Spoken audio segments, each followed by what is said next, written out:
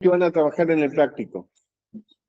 Gadamer, que habla de un estado oculto de la salud, que en síntesis lo que dice es: la salud es algo que portamos y que no tomamos conciencia de ello, en tanto todo permanezca en equilibrio, ¿no? Cuando se rompe ese equilibrio, ahí sentimos que se ha producido una pérdida en nuestro estado de salud y vemos que nuestra salud fue afectada.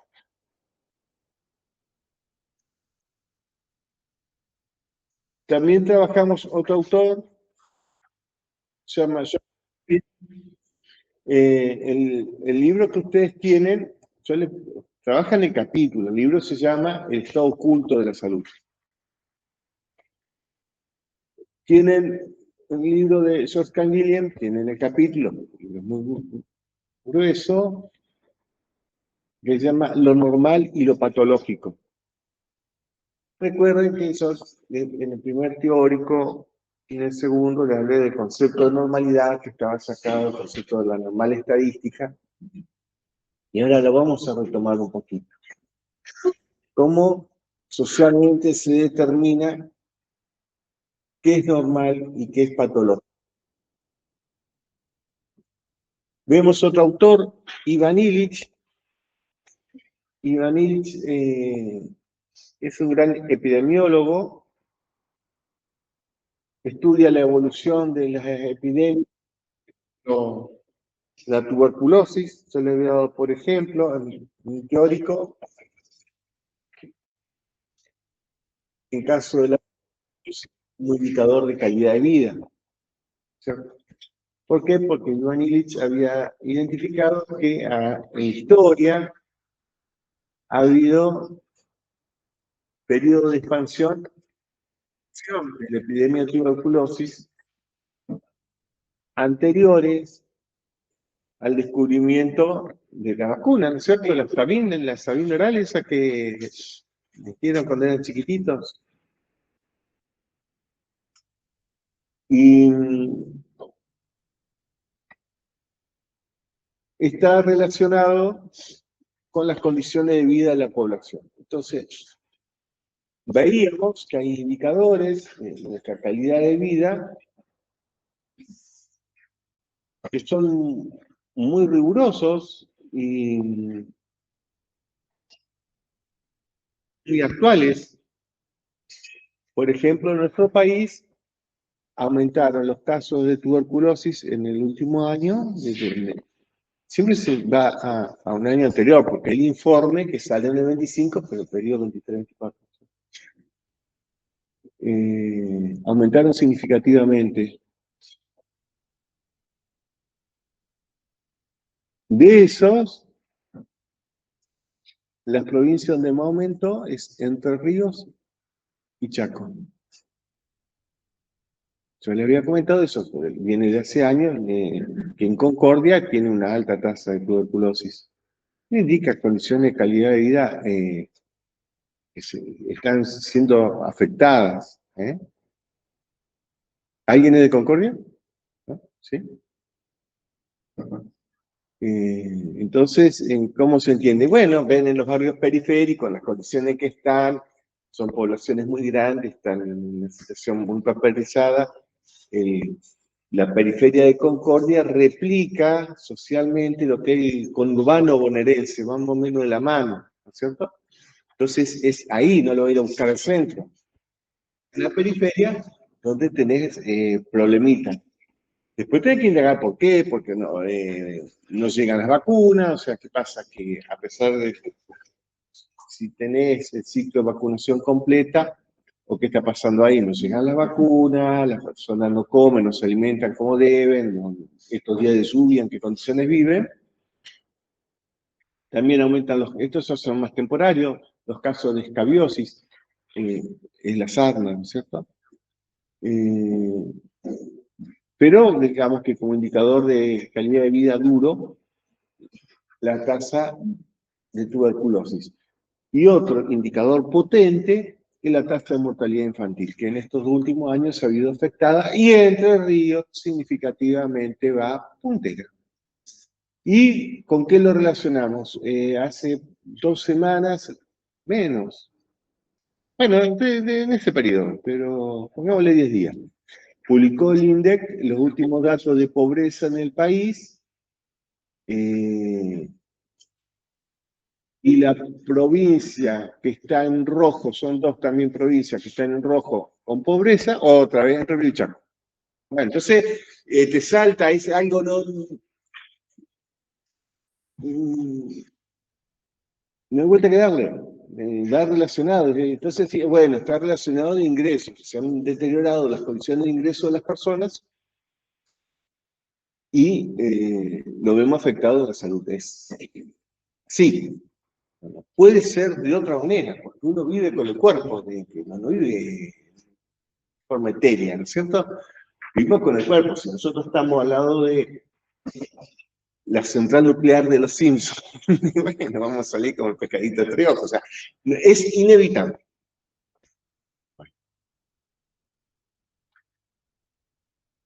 Entonces, lo que van a trabajar de Iván Illich es el concepto de iatrogenia, son las consecuencias que tiene el accionar médico en la sociedad. Entonces van a ver lo que es la iatrogenia social, la iatrogenia clínica y la iatrogenia cultural.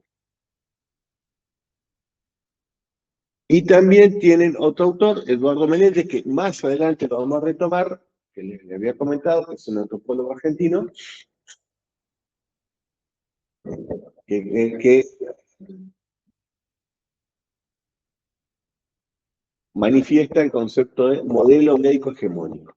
Entonces, ya las características del modelo médico hegemónico, ustedes tienen poquitas ahí, eh, son más de 20. Siempre trabajamos con 8, después en el práctico vamos a trabajar algunas, después lo vamos a retomar. Yo se las digo para que los tengan presentes. Entonces, las características del modelo médico hegemónico que él observa para países occidentales, economía capitalista, es individual, asimétrico, desigual, atomista, biologicista, patológico, curativo, tecnocrático,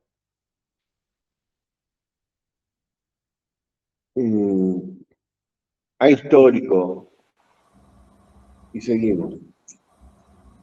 Pero con que nos quedemos que es biologicista y patologista, ya tenemos bastante.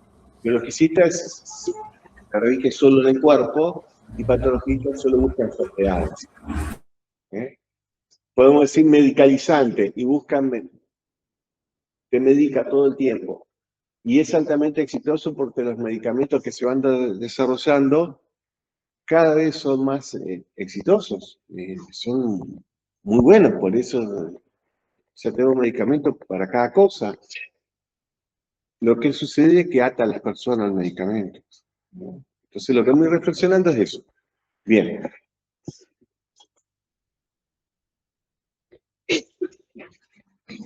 Ahora vamos a lo nuestro. Ustedes tienen un texto para trabajar, yo le puse 2, de Giovanni Barbiga.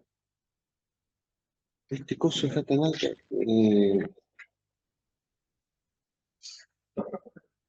Yo no sé cómo se baja.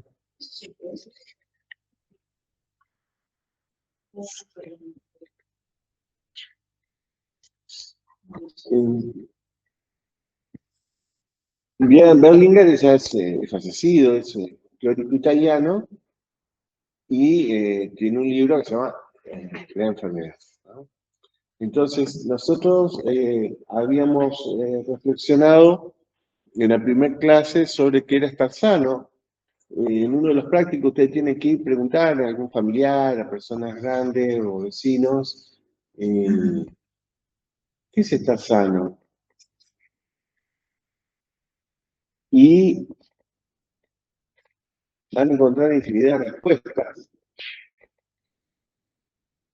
No vamos a buscar aquella que diga, porque es para tirarle con algo, lo opuesto es estar enfermo, o que la enfermedad es no estar sano. Bueno, entonces, Berliner teoriza acerca de esos 4 modelos de enfermedad que vamos a presentar ahora, en situaciones que nos permiten ampliar la mirada, ¿no es cierto? De momento, si yo le digo la palabra enfermedad, va a surgir una idea de algo negativo e incapacitante. ¿No es cierto? No podemos decir que la enfermedad es algo negativo e incapacitante.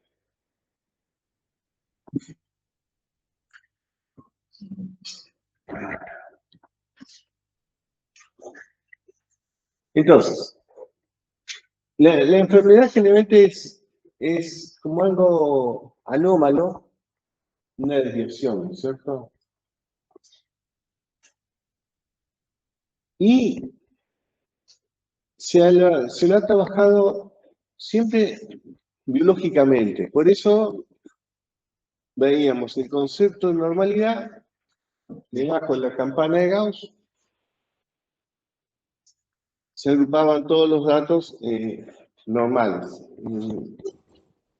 Yo no sé si...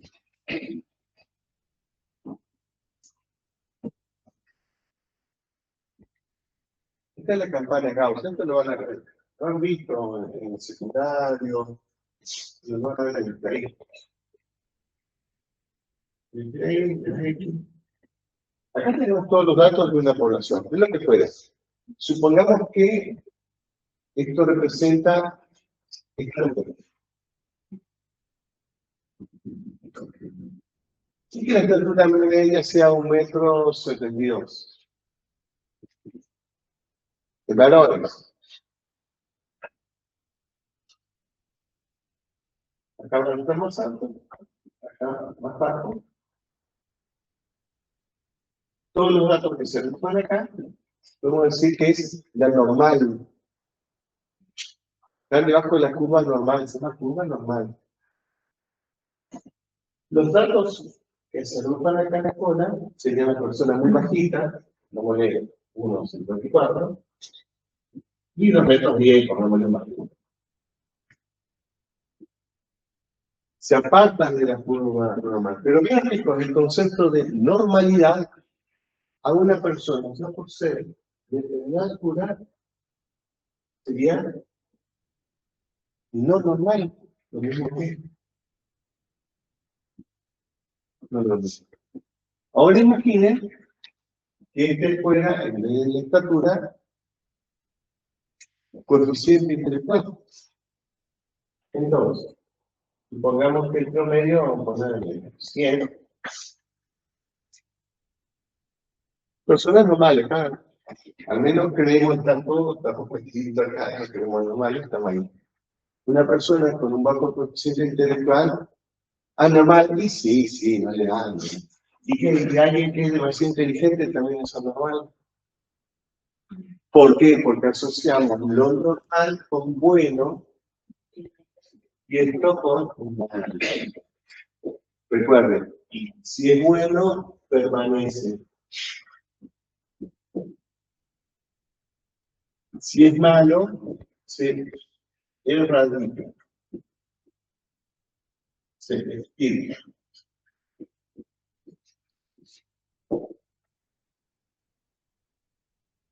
Entonces se dan cuenta, son conceptos muy pesados, muy pesados. Hay personas que no caen acá, por el hecho de no caer acá, son segregadas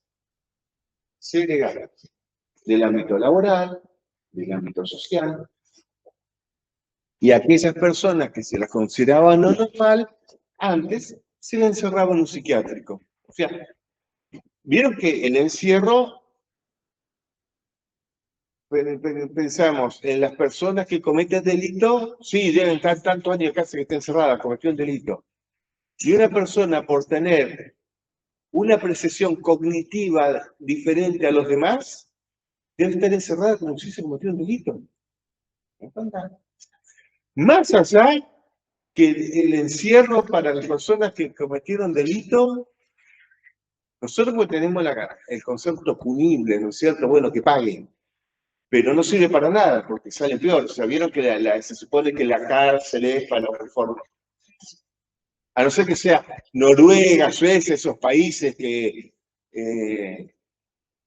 puede ser ahí. Ahí te lo creo, pero acá estamos más en el marginal, ¿no es cierto? La misma es el marginal. Y bueno, y alguien que entra en ese sistema va a salir, sale perfeccionado. Bueno, entonces, pero lo entendemos, son personas que cometen delitos, que han hecho sufrir a otros o dañaron a otros. Bueno, están ahí. Pudieron no haberlo hecho. Ahora, una persona que tiene apreciaciones cognitivas diferentes, se lo encierra igual, tiene que estar aislado, que no se ve, que no se ve.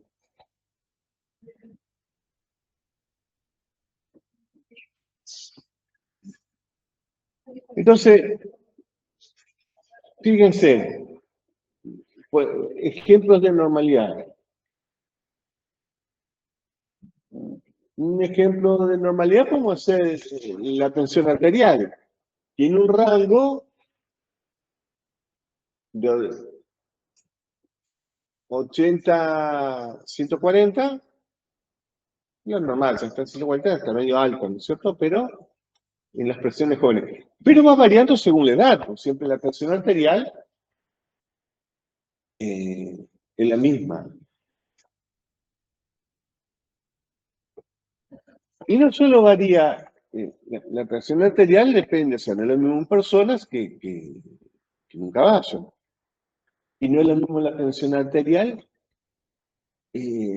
según el hábitat. No es lo mismo la tensión arterial en la llanura que en la altura. Después vamos a rescatar eh, otras cuestiones. Nosotros cuando nos hacemos análisis sanguíneo, ¿no es cierto? Se evalúa el hematocrito. Lo han visto ahora en biología, el concepto de hematocrito. Entonces, decimos, tiene 4,8 millones de glóbulos rojos. Normal, ¿no?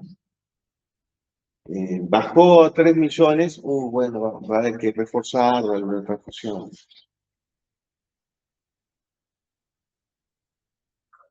Son valores de normalidad, tenemos la cantidad de glóbulos rojos. Hay poblaciones que tienen otro tipo de glóbulos rojos.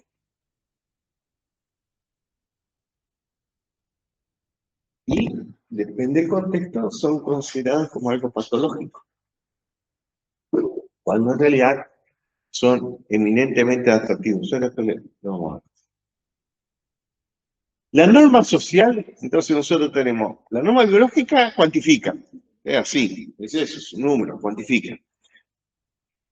La norma social que orienta en la cuantificación, bueno, es para esto. Un ejemplo, este es violentísimo. Antes, ahora supongo que debe ser a través de Instagram, sinceramente no tengo ni idea, no tengo redes, solo el WhatsApp para comunicarme.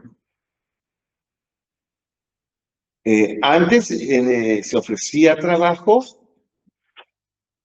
en los diarios de papel, ¿cierto? Entonces,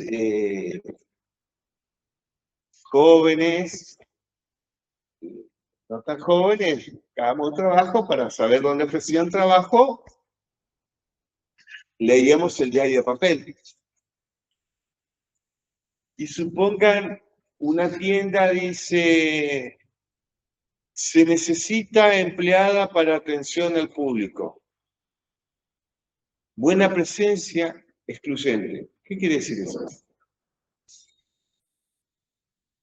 Buena presencia, excluyente, que no atienda a todos. No.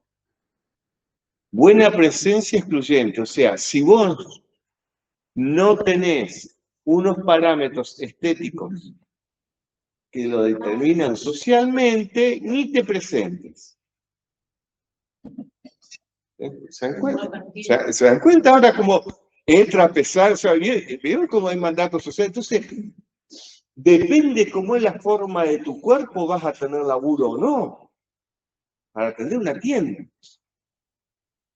Entonces, alguien, o en algún momento, se determinan cánones estéticos.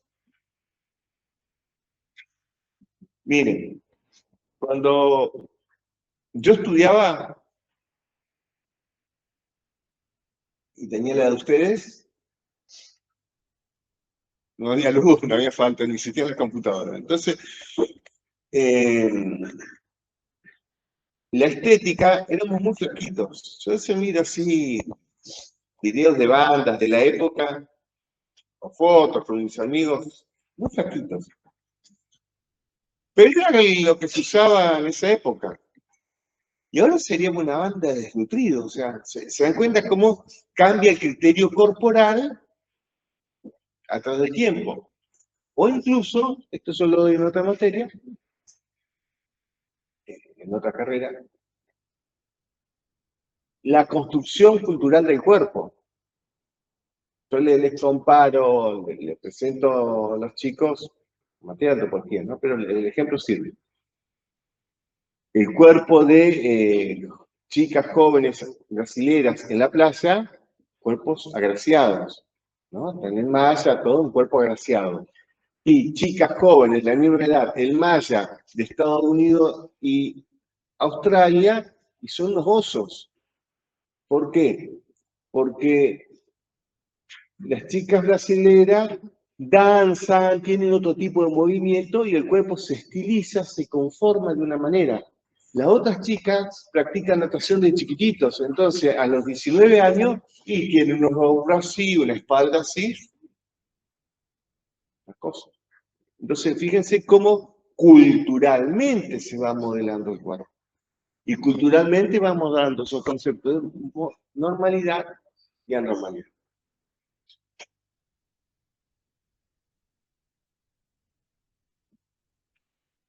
Entonces, socialmente generamos condiciones de inclusión y exclusión y encima hacemos evaluaciones éticas y morales, ¿cierto? ¿Ustedes han visto la película Zoolander? No, no pueden aprobar sin ver Zoolander.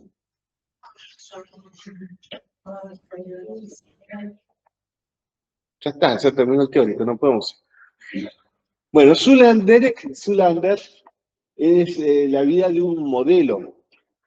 Está muy buena porque parodia el mundo del modelaje masculino.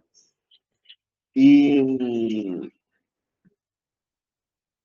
es muy disparatada. Y sacaron la versión 2. Entonces, en la versión 2, él había perdido a su familia y su hijo estaba en un orfanato en Italia. Y va con un amigo a buscar a su hijo. Y ve un nene jugando al fútbol, 10 años, ¿no? Toda la pinta, el nene, y él estaba orgulloso de su hijo. Y no era ese su hijo, era un gordito que venía. Y él, claro, él venía del mundo del modelaje, se deprime y le pregunta al amigo, le dice, ¿se puede ser bueno y gordo a la vez?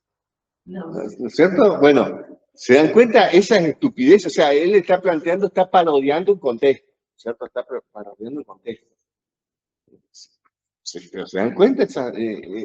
Busco esos ejemplos estúpidos porque están presentes. Lo peor es que están presentes.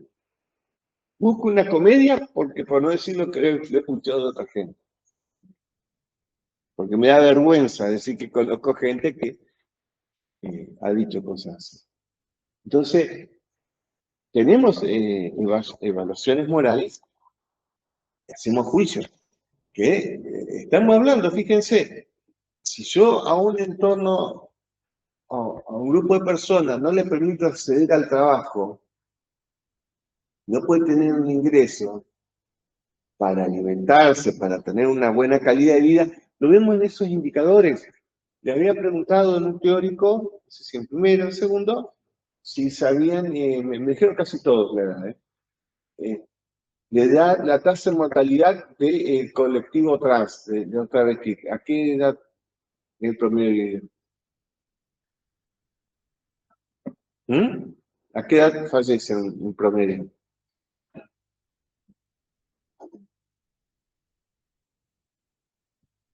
30. A los 30, una persona por su elección, identidad y género, tiene 50 años menos de vida. Ese es el promedio. No acceden al trabajo, quien tiene un ingreso deben prostituirse. ¿Se dan cuenta? ¿Cómo vamos viendo eso? Las evaluaciones morales, los prejuicios, cómo determinan que algunas personas accedan al trabajo y otros no. Cómo unos tengan una oportunidad y otros no. Y los que no la tienen la padecen. ¿Con qué? Con el cuerpo. ¿Dónde lo encontramos? En estos indicadores. Entonces entran a aparecer indicadores biológicos y se guardan la población. Nosotros todos lo representamos con el cuerpo. Así en el cuerpo portamos las alegrías y las angustias.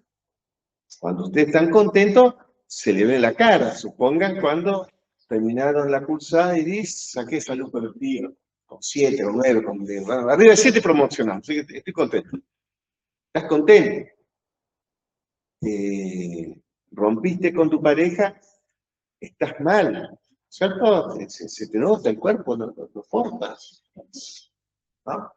Uno que trabaja, vamos a cosas ya más peludas, violencia de género.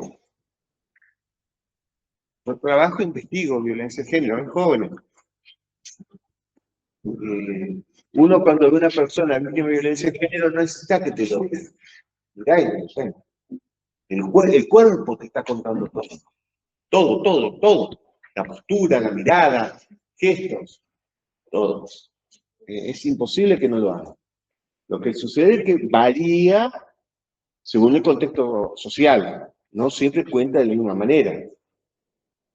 ¿No? El cuerpo te lo cuenta todo. No siempre cuenta de la misma manera, como nosotros, depende de la comunidad donde vengamos, contamos una historia de un modo u otro. Tenemos distintas formas de narrar sobre la misma cosa.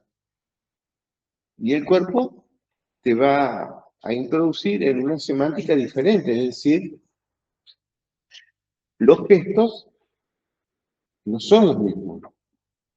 Cuando les voy a dar un ejemplo del lenguaje gestual, ¿no es cierto? Que si yo hago con la mano así, depende del contexto. Si yo estoy en un bar y el mozo le hago así, le estoy pidiendo un cafecito.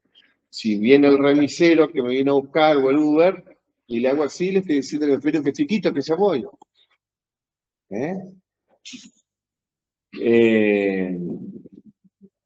Viene una persona a buscar trabajo, un evaluador, ¿y qué tal?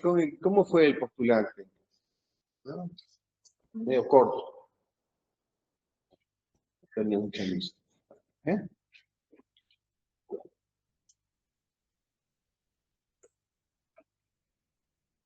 Entonces podemos decir que las enfermedades, fíjense que ahora vamos a un concepto que habíamos pensado como de algo universal, ya lo vamos localizando. Quizás podemos decir topológico, ¿no? Son evaluadas de forma distinta según dónde y cuándo. Por ejemplo, los parásitos internos. En México casi todos los chicos tienen parásitos internos. Y es considerado normal. Gracias a Dios, para nosotros es una repatología. A la cual constantemente se va trabajando, ¿no? Se debería trabajar con más intensidad. ¿Por qué? Porque en estas tierras y más arriba los días de calor, generalmente las personas andan descalzas. Y hay parásitos en la tierra que la planta del pie es una esponja, ¿cierto? Son absorbidas a través de la planta del pie. Entonces, son condiciones de exposición a la parasitosis. A veces, supongan, yo, mi crianza fue patagónica, yo me crié en la Patagonia. Desde que tengo conciencia, había campañas contra la hidatidosis. ¿Por qué? Porque la ganadería es ovina, ¿no? Entonces, sobre el quiste hidatídico. Y ya lo tenéis internalizado. Las verduras se lavan y el perro no te lame. No podés dejarte lamer por un perro porque un vector te transmite el quiste hidatídico. Y lo tengo presente y a mí me molesta muchísimo que mis perros me quieran lamer. Y me molesta más que en mi casa o cualquiera se deje lamer por un perro, o sea que te puede, porque el perro transmite vector, es un vector. Y transmite los parásitos, en este caso, de la hidatidosis. Bueno, en otros contextos, como todo el mundo lo quiere, se considera normal, pero afecta a la salud. No se muere nadie, depende de los parásitos, ¿no? Es la paradoja del parásito. El parásito se mete en un hospedador, busca un hospedaje para sobrevivir, pero el parásito tiene que regular su parasitismo porque si se muere el hospedador, se muere él.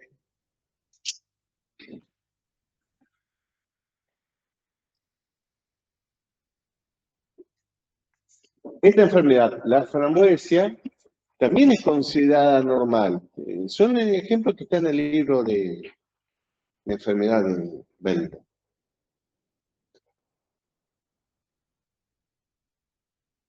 Es una enfermedad que la bacteria que la afecta es similar a la de la sífilis, pero no es una enfermedad venérea. Es por contacto de la piel. Entonces se ve afectada en la piel, ¿no es cierto? Y se da en zonas tropicales. Bueno, este es mundial, ¿no es cierto? Con la epilepsia. Depende de los contextos. Por ejemplo, en el contexto judío-cristiano, la epilepsia estaba asociada con lo demoníaco, ¿no es cierto? Tenía un diablo adentro, los exorcizaron y se fue. En India, la epilepsia es considerada un ser elevado que el alma quiere salir y quiere manifestarse. Y en nuestro mundo biomédico es una enfermedad, es una descarga neurológica, ¿cierto? La homosexualidad, ¿no? Es decir, ¿qué puso ahí? Al año 94, el manual de psiquiatría, el DSM 4, manual de psiquiatría de Estados Unidos, donde se rigen todos los psicólogos y psiquiatras, consideraban la homosexualidad una patología. En vez de una orientación individual de una persona hacia su vinculación sexual, era patologizada. Ahora era una enfermedad. Entonces aparecía como concepto, ¿no? Para nosotros diversidad, ¿cierto? Ustedes, gracias a Dios, se criaron en un contexto donde prima el concepto de diversidad. Entonces una persona puede tener identidad que se descarte y es mi amigo, es mi vecino, es mi compañero, no es más que eso. Otros, y es algo raro.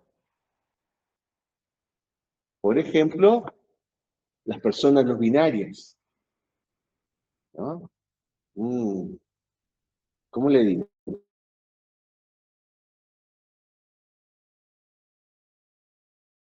Fui al colegio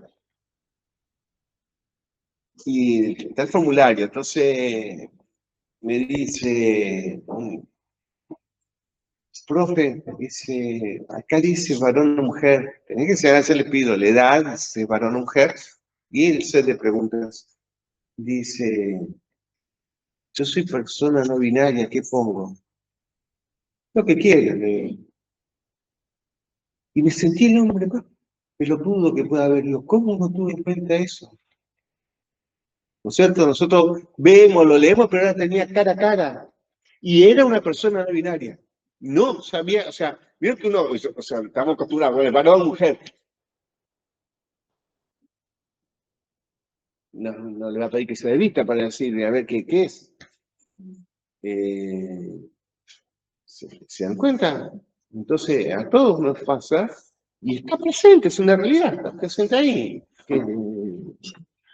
Y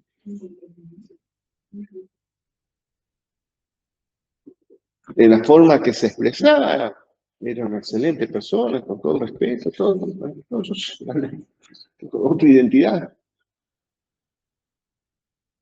No vamos a entrar al mundo de los Terian porque sería banalizar esto, digamos, ¿no es cierto?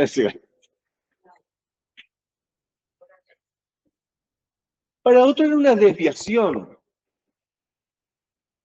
Este concepto es interesantísimo.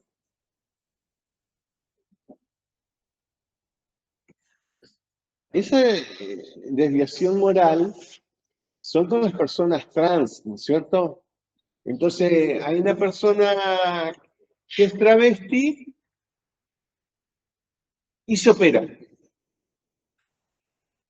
¿no? Porque socialmente se lo presiona, es decir, bueno, se operó, ahora sí, bueno, ¿es varón o mujer? Pero vos que soy travesti, te dice. No, pero ¿qué sos, varón o mujer? Ahora se operó. Ah, bueno, ahora sí, es normal, es como nosotros. ¿No? Entonces, una desviación moral. ¿A dónde llega eso?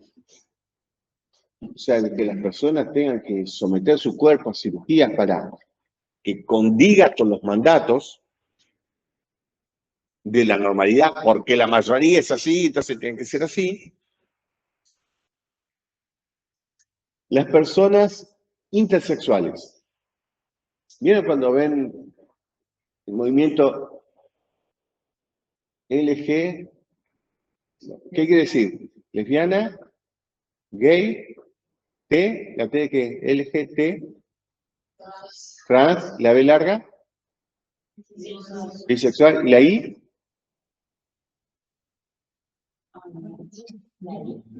la I, cierto LGTBI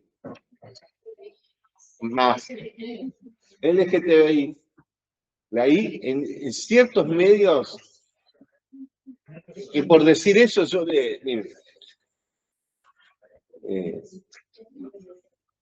dije, algunos decían de izquierda, intersexual, intersexual.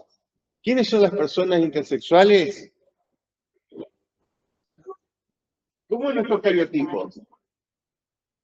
¿Quiénes son? X.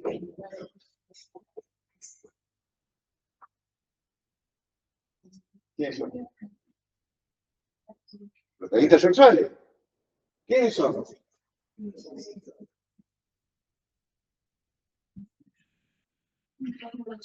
Así.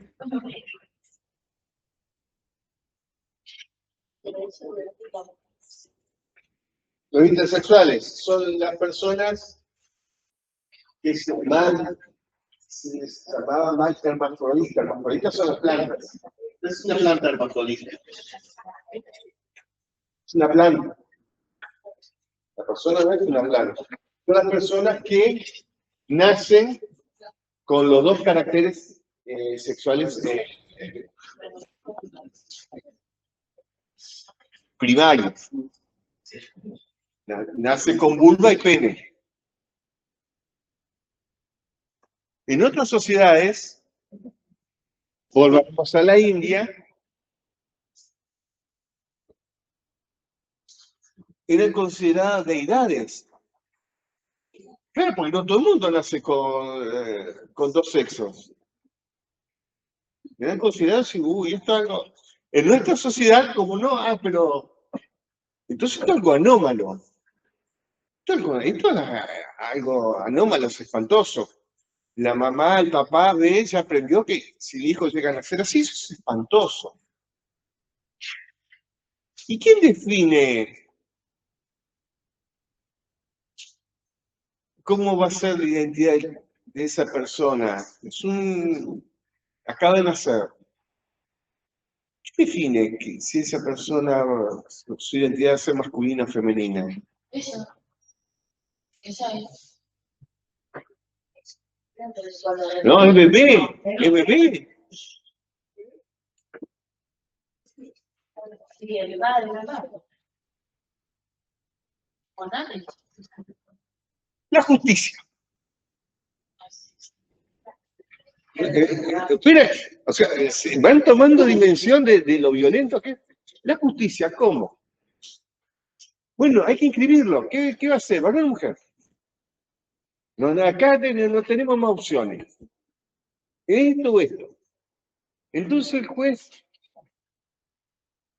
convoca a un perito médico que por el tamaño de los órganos sexuales que se manifiestan, va a definir si el apéndice que observa mide más de 2 milímetros, va a ser pene; si mide menos de 2 milímetros, es un bebé recién nacido, ¿cierto? Va a ser clítoris. Entonces define un médico la identidad de esa persona. Entonces, esa persona, por el tamaño de su genital al nacer, aparte que es una pelotudez de cabo a rabo definir la identidad de las personas por el tamaño de los genitales, porque harían como tantas personas hay, esa persona ahora va a ser tratado como él o ella, más allá de lo que sienta la persona. Entonces, cuando ya son grandes, muchas personas entran en conflicto de identidad porque siempre fueron tratados, ya sea como él o ella, y la persona se sentía de manera contraria. ¿Se dan cuenta? Entonces, fíjense lo violento que es andar diciendo que es normal o anormal o no tener nombre para estas situaciones. O peor, de tener nombre para esas situaciones y estigmatizarlo. En la India al menos los consideraban deidades. En otras culturas, por ejemplo, en tribus aborígenes de la zona de Estados Unidos, tenían un nombre particular y tenían un contexto social también distinguido. En la nuestra te mutilan biológicamente y te mutilan la identidad. Es violentísimo. El tema es que nosotros vamos por delante con él. Mientras no nos toque, el tema es tener que caer en esa área, en los extremos. Mientras no nos toque, vamos con el concepto normal, que está fantástico. Pero ¿se dan cuenta cómo va afectando las vidas y cómo las consecuencias que tiene ese concepto de la normalidad?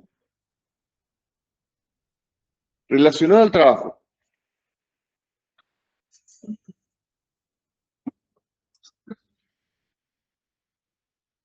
Estos son ejemplos que están en el texto, pero acá tenemos, esta persona en Italia quiere postular para guardiacárcel, ¿no? Son ejemplos reales, ¿eh?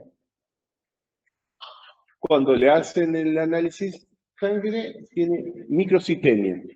Son glóbulos rojos pequeñitos. Porque tiene glóbulos rojos pequeñitos, no aprueba el examen físico, no entra. No entra, no tiene laburo, toda la consecuencia, ¿no es cierto?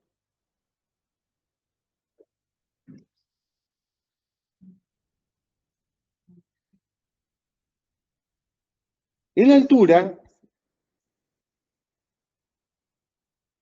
nosotros tenemos déficit de oxígeno, ¿no es cierto? Porque hay menor presión, porque la masa de aire hace menos presión, hay menos densidad en el volumen de oxígeno. Cuando inspiramos nosotros en el volumen de oxígeno que ingresa, es menor al sano.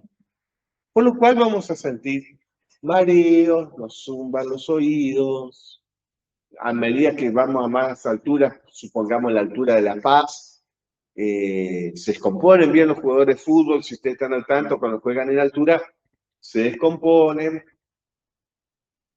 y buscan diversas maneras de adaptarse. Generalmente 15 días antes se le va inyectando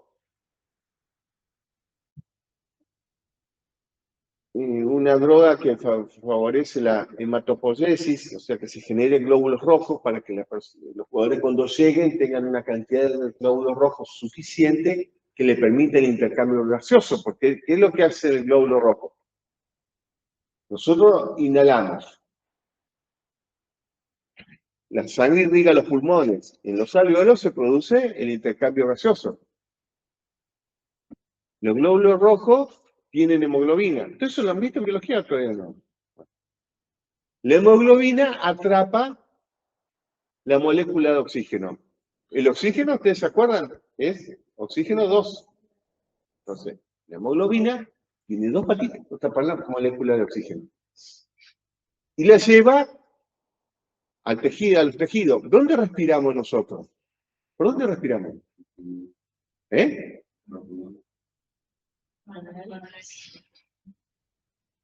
Por las mitocondrias. La respiración se da en las mitocondrias. Ingresa el oxígeno. La respiración, el intercambio gaseoso se da ahí en el mitocondrio. Entonces, entra el oxígeno y sale ¿qué? Que va a transportar monóxido de carbono. ¿No es cierto? Entonces, ahora sale una molécula de oxígeno y una de carbono. La transporta la hemoglobina. Entonces, si yo tengo en una menor cantidad de oxígeno, la misma cantidad de glóbulos rojos, va a tener déficit de transporte de oxígeno. Ahora, si yo tengo muchos glóbulos rojos, van a tratar de cargar todo el oxígeno que se produce en la ventilación. Lo que hago es que los pulmones hacen ventilar. En la ventilación, transporto más oxígeno. En la altura, en el Himalaya, hay una población autóctona que se llama los sherpas. Los sherpas generalmente acompañan a los andinistas, en estos casos serían los montañistas, ¿no? Que escalan el Everest, el Monte Everest. Los sherpas tienen esta característica, que se le denomina policitemia. Son glóbulos rojos chiquititos, pero muchos. Y es más eficiente. Es más eficiente a 8.000 metros de altura. Sepa, los montañistas tienen que ir con oxígeno, todo eso, eso va bajando. Es una adaptación a la altura. Entonces, algo que es una respuesta adaptativa, en este contexto es considerado una patología.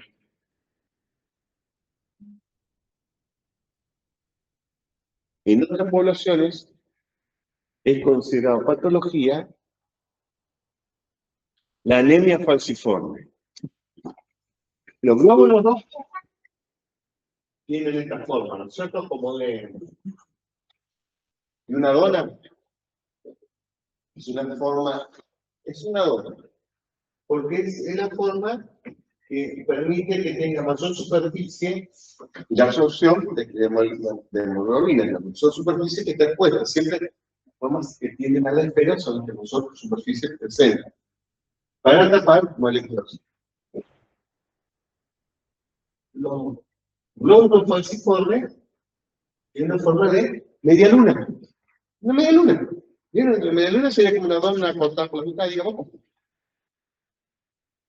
Por lo cual, es la mitad, transporta la mitad de hemoglobina. Si transporta la mitad de hemoglobina, transporta la mitad de oxígeno, la persona no se oxigena bien, está caído. Y es considerada una patología, y es hereditaria, pero en Tanzania, en Etiopía, es una adaptación biológica. ¿Por qué? Porque en esas zonas existe la malaria. La malaria es producida por el mosquito Anófeles, que transmite un parásito que se llama Plasmodium falciparum. Entonces, el Plasmodium falciparum entra y te parasita los glóbulos rojos. Pero como estos glóbulos rojos tienen la mitad de oxígeno, no sobrevive el mosquito. No sobrevive el mosquito. Era el mosquito parásito. Es una adaptación. Entonces, fíjense, en otros contextos considerado anormal, algo patológico, y en este contexto define si las personas pueden vivir o no. Que esos que vamos de normales, ahí quedamos en el intento.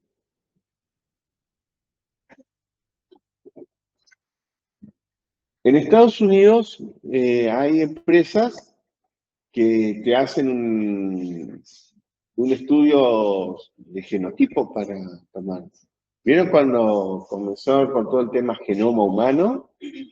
Bueno, hoy día te hacen un análisis genético para ver si tenés condiciones para el cargo o no. Es interesantísimo.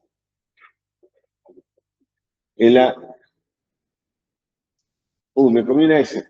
En la ex Unión de Repúblicas Socialistas Soviéticas,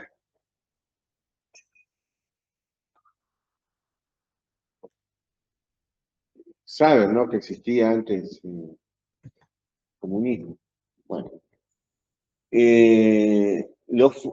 las personas que fumaban no le daban trabajo cuando tenía que trabajar con amianto. ¿Por qué? Porque se producía una sinergia, ¿no? Entre aspirar el amianto y fumar, listo, óbito seguro. Y el caso de esta chica, la esterilización forzada. Hay empresas en Estados Unidos que a la mujer le hacen un contrato que no debe embarazarse. ¿Por qué? Porque eso significa desde mayor gasto de salario familiar a vías de licencia, ¿no es cierto? Tan solo la licencia de la persona, que es altamente eficiente, tener que encontrar a alguien que la reemplace y pagarle un sueldo. Entonces hacen el contrato y las personas están obligadas a ligarse las trompas. Es una esterilización forzada. Esterilización forzada es lo que hizo. Justo hoy miré las noticias porque hay elecciones en Perú y entre los candidatos hay una mujer. Después busqué las elecciones en Perú. Se llama Keiko Fujimori. Digo, todavía esta sigue jodiendo. El padre de ella, Fujimori, fue presidente de Perú en los 90. Y hizo un plan de esterilización de las mujeres de pueblos originarios en los Andes. Iban a tener familia y le ligaban la trompa. Eso es genocidio. Entonces, hay personas que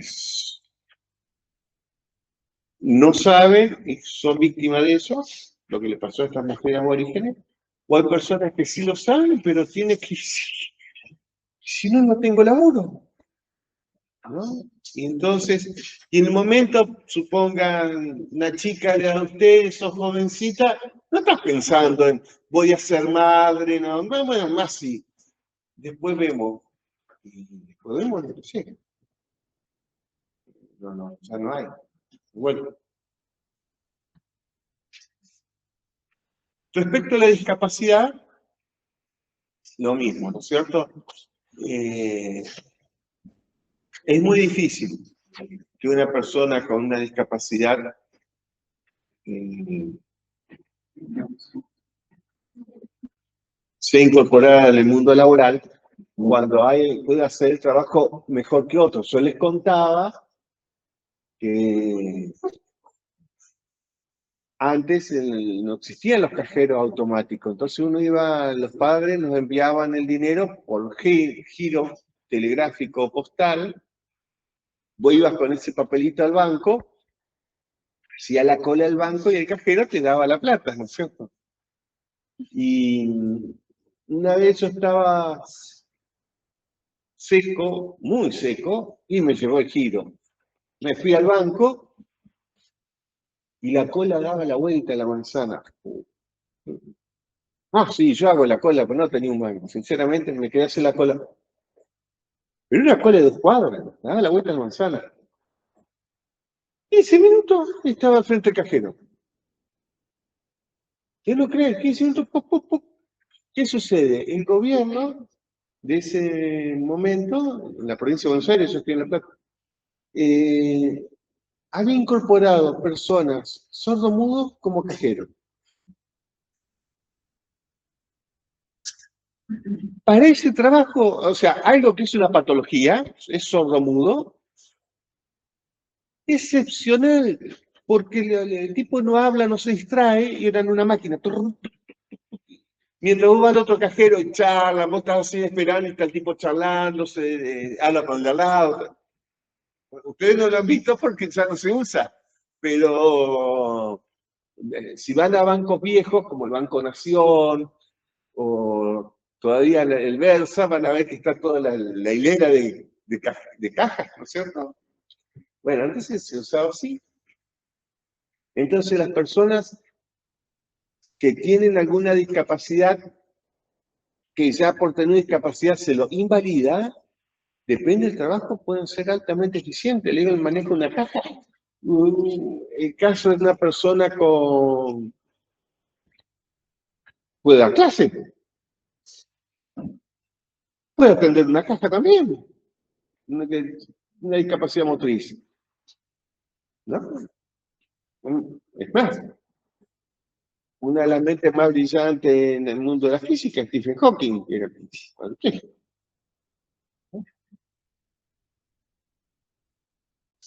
Bueno, ejemplo de la miopía. Entonces yo quiero ser piloto de avión y no voy a poder.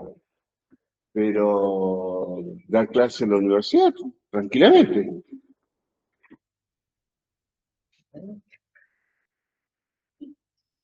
Entonces, la discapacidad es relativa. Después sí hay casos de discapacidad severa que sí, que no te queda otra que la contención.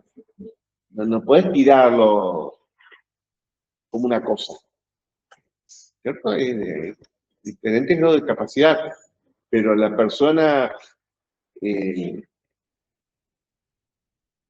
la incluís y es un ser incluido. Ser excluido es violentísimo. Ser excluido es violentísimo. No sé si han tenido algún compañero víctima de bullying o lo que fuera. Cuando es excluido, no le da bola a nadie, es violentísimo. Bueno, ahora que no te dé bola a nadie por una condición que sea como sea esa condición.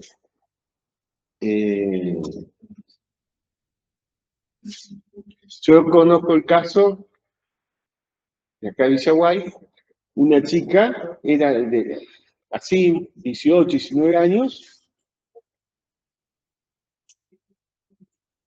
sufrió un accidente y quedó hemipléjica. La chica era hermosa y de una familia adinerada, por lo cual era hermosa, familia adinerada, amigas por todos lados.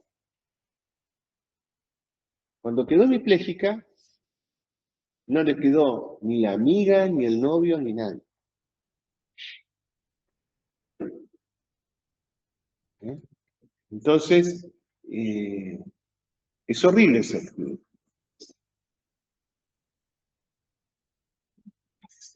Y luego, socialmente, se deben generar condiciones de inclusión. Por ejemplo,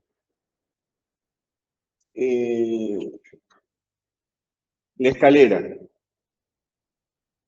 Hay zonas donde te hacen la escalera y una rampa.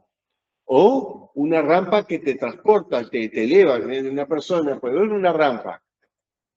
Sí, pero ¿cómo la subo con el silla de ruedas? Bueno, te transporta. Estamos en el siglo XXI. Estamos en el siglo XXI. No es una tecnología, sino lo que pasa. Loco, es un fierrito con un motorcito que lleva una cosa así, sube y baja, no es otra cosa, o sea, no sé de qué costo está hablando. Para mi bolsillo, solo en mi casa, sí me costaría, pero para una institución, sin embargo, hay rampa acá, hay rampa en el hospital, y si viene un chico, bueno, acá estamos en planta baja, antes estábamos en el segundo piso, ¿cómo hacen? Un chico con silla de ruedas para venir, que no va a poder estudiar, ni vayamos a escarbar en la mugre. Esto es en el ámbito universitario, no me refiero a esta casa. La inclusión a personas que tengamos. Una persona ciega no puede estudiar. No hay material, no tenemos material braille, no tenemos señalética, ni cimientos, ni dónde va.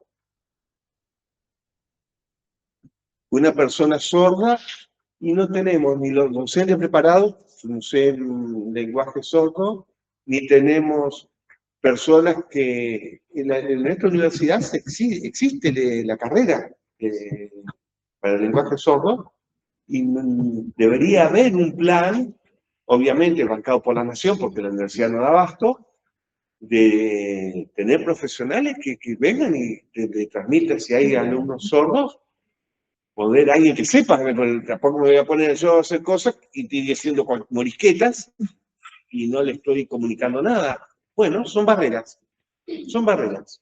Hasta en los espacios donde se supone que la tenemos clara, tenemos esa barrera.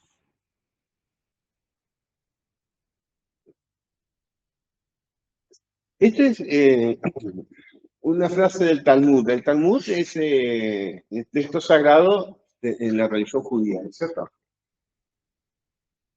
Quien vea a un hombre con diferencias, diga, bendito seas tú que varías el aspecto de tus criaturas.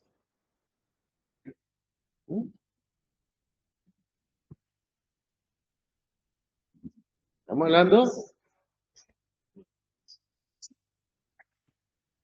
Sabiduría milenaria. Todo esto de andar discriminando, todo esto, recuerden, la modernidad trajo avances, pero trajo ese concepto de normalidad que signó la vida de muchas personas y lo sigue haciendo.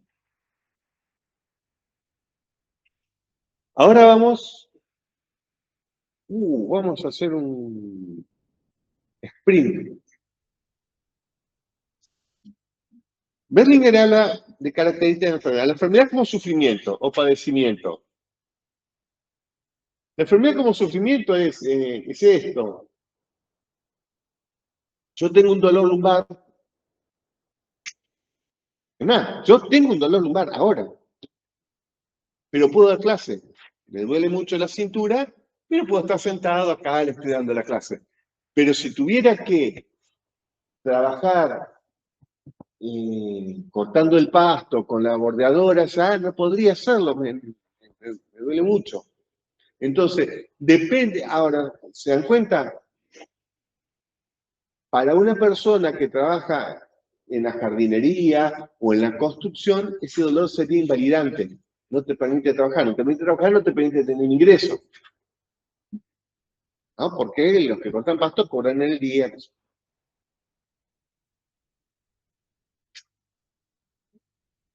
A esa persona le duele la cabeza. Puedes cortar el pasto si te duele la cabeza, puedes hacer un trabajo en albañilería si te duele la cabeza.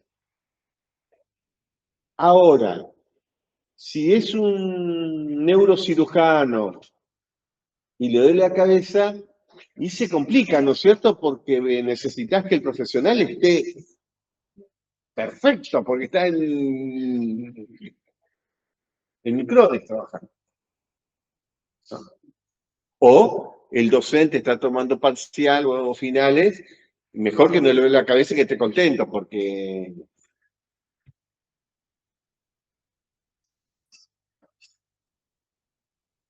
Bueno, entonces, y vamos a tener presente esta doble dimensión, la enfermedad biológica y el sufrimiento humano.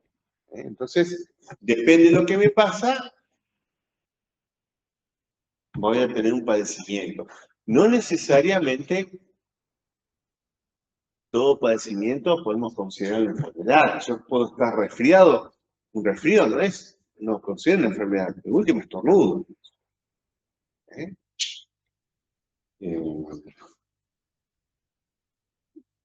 Cuando viene la época de parciales, tenemos problemas digestivos porque nos ponemos muy nerviosos, ¿no? Pero no es una enfermedad, es una cuestión momentánea que pasa. Ahora, si eso es persistente, sí, suponga una persona consumió agua no potable y tiene los mismos síntomas. ¿No? Yo tengo mesa esta semana, tengo diarrea de mi tensión nerviosa. Bueno, pasan los exámenes y ya estoy bien. Ahora, la persona no tiene examen, no tiene nada, igual tiene diarrea, pero bueno, tomó agua contaminada, algo tiene dolores. La enfermedad como diferencia, es lo que hemos estado trabajando, ¿no es cierto? La diversidad. Cuando presentamos este concepto, la enfermedad como diferencia, pensemos en la salud mental. Cuando las personas, por ser diferentes, pensar diferente, decir cosas diferentes, las patologizamos y lo encerramos. Es loco, es loco. No puede estar un loco con nosotros, vamos a encerrarlo.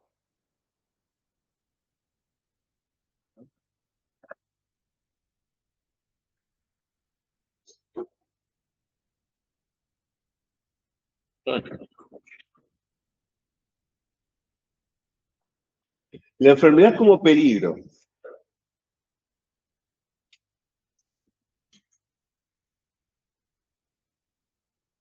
La enfermedad como peligro, vamos a pensar en una enfermedad que nos asusta. Que alguien que tengamos al lado tenga una enfermedad que... ¿Qué enfermedad podría ser?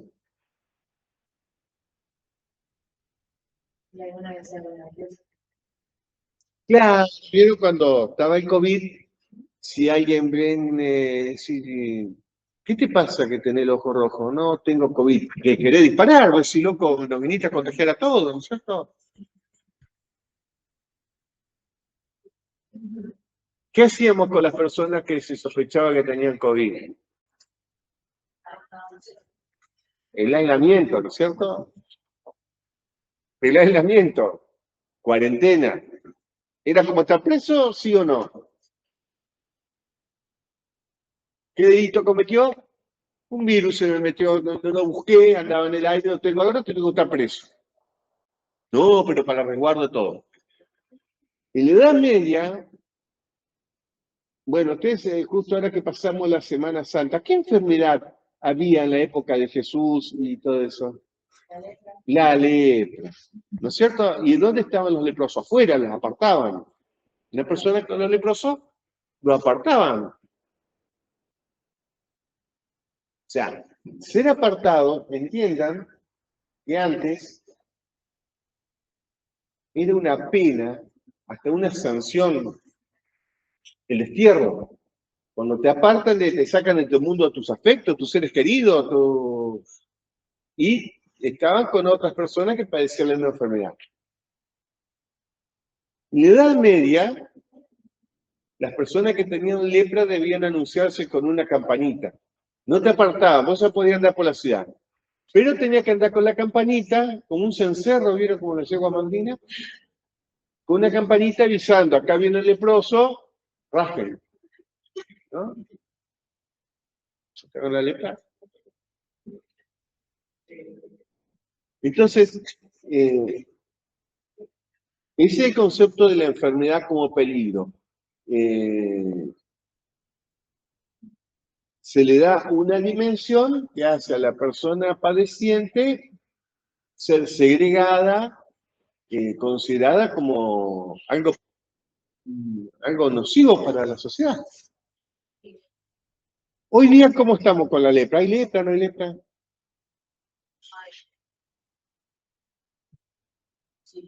¿Saben que en Entre Ríos hay un leprosario? Cerca de Diamantes. ¿Vieron que bien escondido lo tenemos? Cuando fue la crisis política en el año 2008,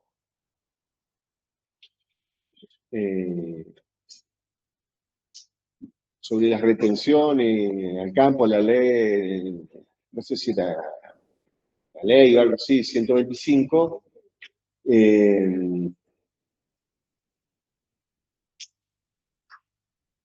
que se cortaban las rutas, un lío considerable. El director del leprosario dijo, bueno, si no nos aumentan el presupuesto, nosotros vamos a salir a cortar la ruta. Esto no se puede ver. Le aumentaron el presupuesto. Pero no, la sociedad no debe saber que hay lejos. No puede. No se puede ver. No lo queremos ver. No es que no se puede ver. No lo queremos. No queremos ver eso. Es feo, espantoso. Sí. Bueno, entonces no existe. Para nosotros, tenerlos ahí, gastemos el doble, el triple, pero que no se vea. Eso es la enfermedad como peligro, ¿no?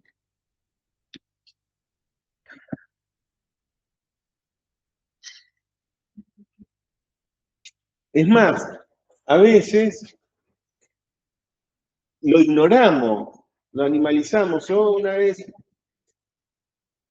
venía a dar clase y voy llegando a Villaguay, era de noche, y venía a Concepción. Un frío,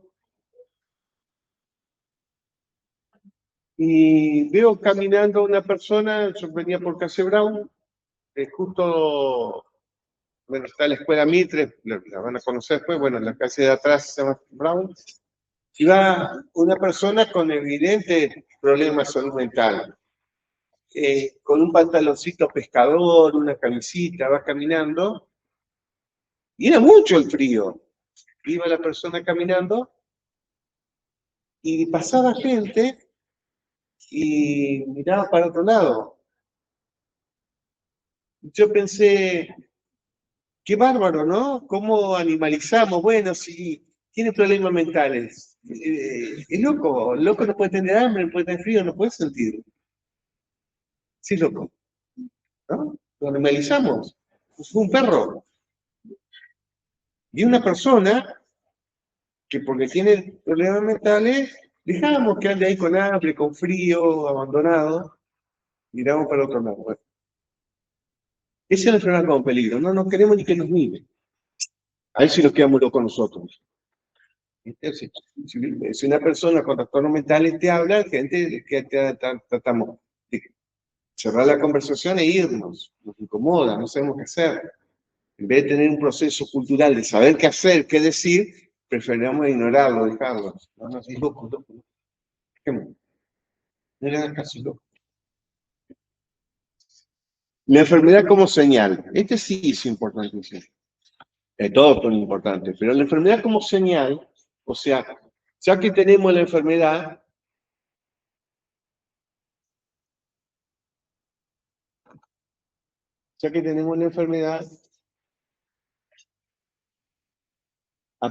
obtengamos información de ella. En España, en los años 80, hubo una enfermedad que se llamó la epidemia de la colza. El aceite de colza era un aceite que compraba la gente de menos recursos. ¿Sabes cuál es que ahora que sale caro? Antes compraba la gente de menos recursos. El aceite canola. Entonces, hubo una zona cerca de Castilla y Galicia, hubo una gran epidemia, pero murió mucha gente, mucha gente, como 60 y algo. Y los que sobrevivieron quedaban con lesiones neuronales. Entonces, ¿qué te indica? Vos ves un grupo poblacional que eran todos gente laburante de sectores populares que tenían esa enfermedad. Indagan y es que todos consumían ese aceite barato. ¿Qué había habido? Un problema, ese aceite estaba contaminado. Vieron que cuando tenemos la primera prensada en frío, la segunda prensada, ya la tercera, cuarta le echan químicos para sacar lo más de aceite que pueda de la semillita, estaba contaminado y tuvieron grandes lesiones neuronales en los sobrevivientes y muchos fallecieron. Entonces, la enfermedad como señal, cuando tenemos la enfermedad, nos permite vislumbrar qué está pasando ahí para poder intervenir. ¿Qué está pasando ahí?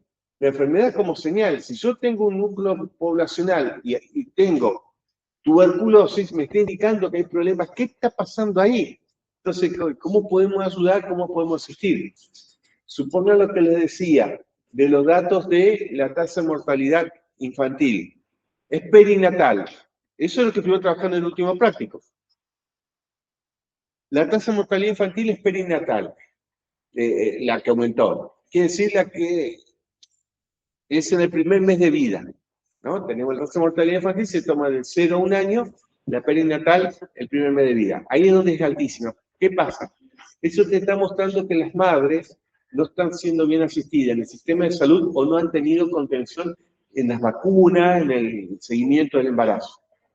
Entonces, esa es la enfermedad como señal. Cuando aparece la información, te permite vislumbrar qué está pasando, qué medidas podemos tomar. Y la enfermedad como estímulo. Claro, cuando surgen enfermedades, por ejemplo, cuando surgió la epidemia del COVID, veo pasar un camión cargadísimo, se lo dobló ahí, justo tenemos un asfalto nuevo y ya pasan para reventarlo los camiones.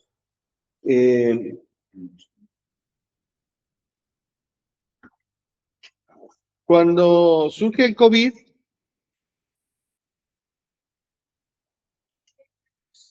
era el acabose, ¿no es cierto? Las personas en ese momento que podían ser poco de la epidemia eran las personas mayores de 65 años. Después se tomó 65 menores de 15. Después nos tocó a todos. En ese caos, en 6 meses ya estaba la vacuna. Los laboratorios empezaron a trabajar a full, a una velocidad impresionante. Cada vacuna tuvo su desarrollo.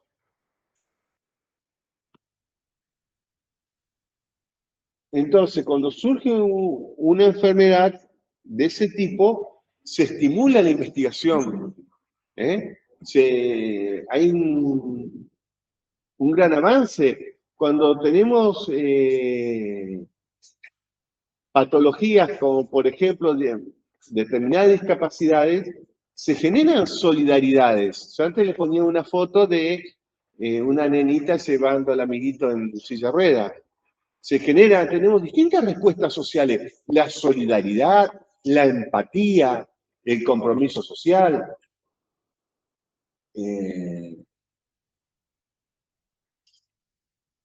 La salud pública. La salud pública, no esta. Cuando hablamos de salud pública, miren, yo les voy a traer para la semana que viene fotos. Les voy a poner. Tengo un amigo que me vino a visitar, él está en España, en un pueblo que se llama Vitoria. Y bueno, me contó de una cirugía que se hizo en el oído, le tuvieron que poner el yunque, el martillo de platino, con amianto se le construyó el tímpano. Y le digo, ¿y eso cuánto te salió? Nada, le dice en el hospital. ¿Cómo? Claro, es en el centro de salud. El centro de salud, el centro de salud, El centro de salud es algo más grande que ese hospital viejo, pero todo moderno, todo. Es el centro de salud. En esa ciudad que tiene 200.000 habitantes, como 6. Y después están los hospitales, o sea, este es el primer nivel. El segundo nivel, con las complejidades. Entonces, cuando hablamos de salud pública, nos referimos. Y es pública, pero pública en serio. O sea, los impuestos van ahí. Entonces, el centro de salud y funciona. Con el mismo amigo, él es antropólogo, estaba trabajando en el ámbito rural y lo muerde un perro. Entonces se fue a atender al centro de salud, lo curan todo. Ah, porque vino de sorpresa. Dice, ¿qué te viniste? Y entonces dice, vos sabés que un día me mordió un perro, todo eso fue al centro de salud. Pasó el tiempo y le llega un oficio del juez. Mire el oficio y era, el centro de salud por obligación denunció la mordedura del perro. Y la justicia tomó carta en el asunto y multó a los dueños del perro y le tuvieron que indemnizar a él con 2.000 euros. Y agarré se vino a visitar acá. Entonces, cuando hablamos de salud pública, y estamos hablando de España, no estoy diciendo Suecia, estamos hablando de un país medianamente ordenado, con la misma tradición que nosotros, con la misma lengua, pero haciendo más o menos bien las cosas. Entonces, en ese contexto vemos la enfermedad como estímulo, vemos la salud pública, la evolución de la tecnología, la investigación, la solidaridad, la construcción de colectivos. Entonces, nos quedamos con esto. La enfermedad no es una desviación biológica, es una construcción social. Eso ya diapositiva de diapositiva lo fuimos reafirmando. Normalidad del concepto variable, también lo vimos. Las barreras son sociales más que biológicas. La integración es posible, o sea, se puede y es necesario. No podemos estar excluyendo a aquel que sea diferente. La salud colectiva nos permite, esto es importante, nos exige una perspectiva crítica y humanística. Crítica es contrasto el discurso con la realidad, contrasto el discurso con los hechos. Estoy hablando de un centro de salud de primer mundo y un discurso y el hecho lo valida. Si en contrasto un discurso, no somos defensores de salud pública, y tenés eso, no, voy a decir de la salud gratis, que es muy distinto. ¿No? Entonces la gente asocia estatal, gratis, mala calidad. No, allá la salud es gratuita, pública y de alta calidad. Y si querés vas al privado, pero yo no sé por qué. ¿Por qué no? Pero tenés esto.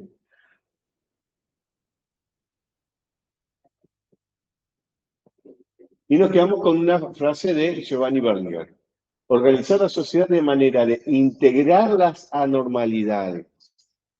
Esto es fundamental. Y pidiendo la tendencia a definirlas siempre como enfermedad. Nosotros, aquello que es diferente, debemos integrarlo y hacer el esfuerzo de andar patologizando a cada rato. Por eso, antes de visto de Menéndez, ¿cierto? Andar buscando patología por todos lados. Esto. Si buscamos, si hay enfermedades de todo tipo. ¿Se entendió? Bueno, entonces ahora hacemos lo mismo antes de irnos. Vamos a respirar, vamos a pensar, ¿qué aprendimos? Y volvemos. Vemos salud colectiva. ¿Con quién vamos a trabajarlo después en el práctico? Entonces, ¿qué aprendimos? ¿Qué vamos a hacer y con quiénes?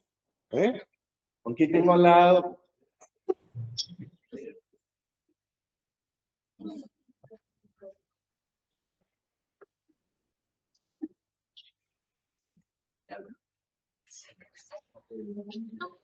Bueno, nos paramos y volvemos a lo mismo. Nos ponemos las manos en el pecho.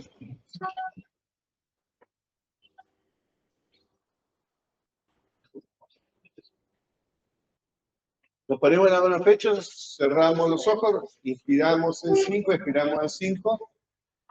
3, 4 veces, Inhalo. Exhalo.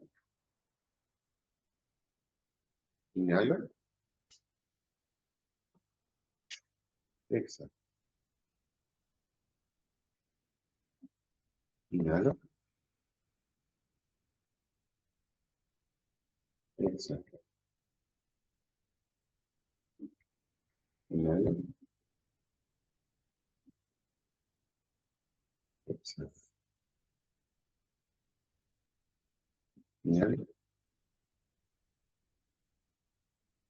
Exhalo. Inhalo.